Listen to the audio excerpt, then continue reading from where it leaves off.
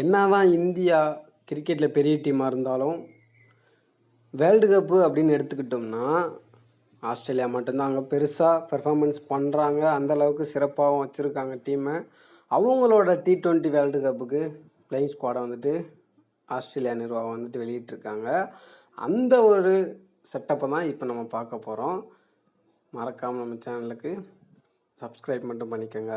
50 over cricket போட்டியில் வந்து பார்த்தோன்னா வேர்ல்டு கப்பில் பேட் கமின்ஸ் தான் கேப்டனாக இருந்தார்.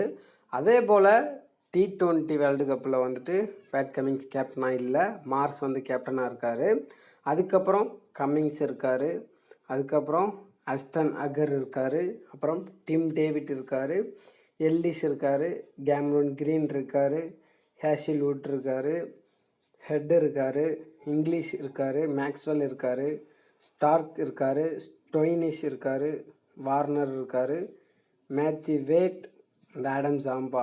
இவங்க தான் வந்து பார்த்திங்கன்னா ஆஸ்திரேலியாவோட T20 வேர்ல்டு கப்புக்கான பிளேயர்ஸாக இருக்காங்க.